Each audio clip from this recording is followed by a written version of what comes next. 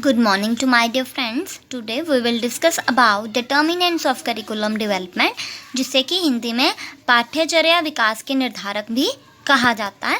तो सबसे पहला दार्शनिक आधार क्या क्या है पाठ्यचर्या का? सबसे पहला है आइडियलिज्म, जिसे कि हम आदर्शवाद कहते हैं। आदर्शवाद क्या करते थे कि भगवान पर ज़्यादा विश्वास रखते थे और जो है इसमें टीचर सेंटर्ड करिकुलम होता था।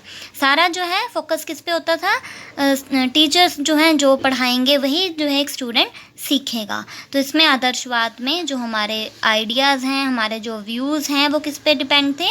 हम क्या सोचते थे कि हमें मोक्ष प्राप्त करना है, तो हमारे जो रिचुअल्स थे, रूल्स रेगुलेशंस थे, हम उन्हें ही फॉलो करते थे। इसे ही आइडियलिज्म या फिर आदर्शवाद कहा जाता है। अगला है प्रकृतिवाद, जिसे कि हम नेचुरलिज्म भी कहते हैं। प्रकृतिवाद में क्या कहते हैं? प्रकृति ने हमें जन्म दिया है, तो वो क्या कहते थे कि हमारा जो हमारी एजुकेशन है वो कैसे होनी चाहिए? नेचुरलिज्म से ही, नेचर से ही, प्रकृति से ही हमें एजुकेशन प्रोवाइड की जा सकती है ना। तो वो क्या करते थे? उन्होंने आइडियलिज्म को नहीं माना, आदर्शवाद को नहीं माना और उन्होंने प्रकृति को माना। अगला प्रयोजन है इसका प्रयोजनवाद। ठीक है, प्रयोजनवाद क्या है? प्रैग्मेटिज्म, जैसे साइंस में लॉजिक्स होते हैं। पहले तो था आदर्शवाद जिसमें आइडियाज़ जो हैं उसे फॉलो किया जाता था, लेकिन इसमें कोई जो हमारे व्यूज़ हैं उनकी लॉजिक नहीं होता था, तो इसमें लॉजिक पर डिपेंड होने लगे। अगला आया यथार्थवाद। मतलब ये क्या है? हमारे पाठ्यचर्या के विकास में जो पहले पढ़ाया जाता था उसके बाद पूरा सीक्वेंस ऑर्डर है कि आइडियलिज्म, नेचुरलिज्म, प्रैग्मेटिज्म और रियलिज्म, जैसे कि आदर्शवाद, प्रकृतिवाद, प्रयोजनवाद और यथार्थवाद। यथार्थवाद क्या है कि रियलिटी क्या है, ठीक है, उस पर जोर दिया जाता था। अगला है नेक्स्ट है पाठ्यचर्या विकास के सामाजिक आधार।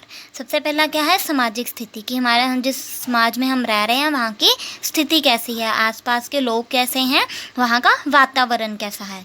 दूसरा है सामाजिक दबाव ग्रुप, जो प्रेशर डालते हैं, दबाव डालते हैं कि ये कार्य करने होते हैं ना, दबाव ग्रुप होते हैं ना, तो इसी तरीके से वो सामाजिक आधार में आते हैं पाठ्यचर्या के। थर्ड है परिवार।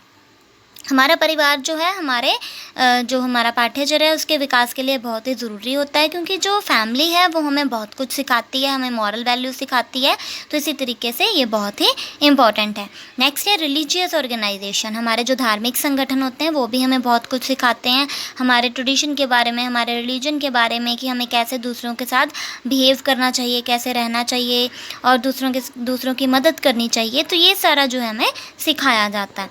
नेक्स्ट है पाठ्यचर्या विकास के मनोवैज्ञानिक आधार। अब मनोवैज्ञानिक आधार क्या है? सबसे पहला है विकास, कि व्यक्ति जो है उसकी डेवलपमेंट हो। हमें इसीलिए पढ़ाया जाता है ताकि हमारे डेवलपमेंट हो, चाहे वो किसी भी तरह की डेवलपमेंट हो, सोशल, इकोनॉमिक, पॉलिटिकल, लेकिन हमारी डेवलपमेंट हो, इसीलिए हमें पढ़ाया जाता है।